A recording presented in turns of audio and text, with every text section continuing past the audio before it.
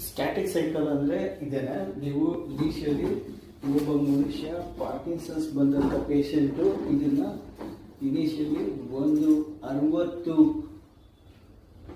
ಒಂದು ನಿಮಿಷಕ್ಕೆ 60 ಸಲ ಪೆಡ್ಲಿಂಗ್ ಮಾಡೋದು. ಇದು ಒಂದು 10 ನಿಮಿಷ ನಾವು ವಾರ್ಮ್ ಅಪ್ ಅಂತ ಮಾಡಬೇಕು. ಅದಾದ ನಂತರ ಸುಮಾರು 80ರಿಂದ 90 RPM ಅಲ್ಲಿ ಪೇಷಂಟು ಡೈಲಿ 1 ಅವರ್ ಸೈಕ್ಲಿಂಗ್ ಮಾಡೋದ್ರಿಂದ ಈ ಡೋಪಮೈನ್ ಹಾರ್ಮೋನು ದೇಹದಲ್ಲಿ ಬ್ರೈನಲ್ಲಿ ಪ್ರೊಡ್ಯೂಸ್ ಆಗೋದ್ರಿಂದ ಅವ್ರಿಗಿರುವಂಥ ಟ್ರೆಮರ್ ಆಗ್ಬೋದು, ಇವನ್ ಏನು ರಿಜಿಡಿಟಿ ಆಗ್ಬೋದು, ಬ್ಯಾಲೆನ್ಸ್ ಇಂಪೈರ್ಮೆಂಟ್ ಆಗಿರ್ಬೋದು, ಕೋರ್ಡಿನೇಷನ್ ಆಗ್ಬೋದು, ಈ ಎಲ್ಲ ರೋಗಗಳು, ಈ ಎಲ್ಲ ಸಿಂಪ್ಟಮ್ಸು ಕೂಡ ಕಂಟ್ರೋಲ್ ಬರುತ್ತೆ.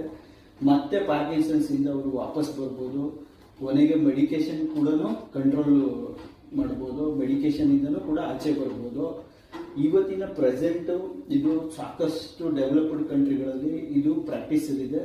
ಬಟ್ ನಮ್ಮ ದೇಶದಲ್ಲಿ ಇದನ್ನು ಇನ್ನೂ ಅಷ್ಟು ಮಟ್ಟಿಗೆ ಯಾರೂ ಅಡಾಪ್ಟ್ ಮಾಡ್ಕೊಂಡಿಲ್ಲ. ಮುಂದಿನ ದಿನಗಳಲ್ಲಿ ಈ ವಿಡಿಯೋ ನೋಡಿ ಜನಗಳು ಇದ್ರ ಬಗ್ಗೆ ಬೇಕಾದ್ರೆ ನೀವು ಕ್ರಾಸ್ ಚೆಕ್ ಮಾಡಿ, ಕ್ರಾಸ್ ವೆರಿಫೈ ಮಾಡಿ ಪಾರ್ಕಿನ್ಸನ್ಸ್ ಡಿಸೀಸ್ನ ನೀವು ದೂರ ಇಡ್ಬೋದು. ಮತ್ತು ಪಾರ್ಕಿನ್ಸನ್ಸ್ಗೆ ಇದು ಉತ್ತಮವಾದ ಒಂದು treatment and it is very less cost ಅಂತಲೇ ಹೇಳ್ಬೋದು.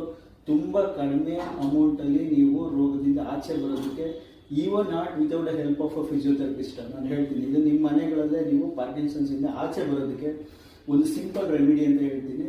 ಇದನ್ನು ಮಾಡೋದ್ರಿಂದ ಬ್ರೈನಲ್ಲಿ ಹಾರ್ಮೋನ್ ಉತ್ಪಾದನೆ ಅಂದರೆ ಡೋಪಮೈನ್ ತುಂಬ ಚೆನ್ನಾಗಾಗೋದ್ರಿಂದ ಬ್ಯಾಲೆನ್ಸು, ಕೋರ್ಡಿನೇಷನ್ನು ಪ್ರತಿಯೊಂದು ಇಂಪ್ರೂವ್ ಆಗುತ್ತೆ. ಇದರಿಂದ ಪೇಷಂಟ್ಸು ಬೇಗ ಪಾರ್ಕಿನ್ಸನ್ಸಿಂದ ಔಟ್ಕಮ್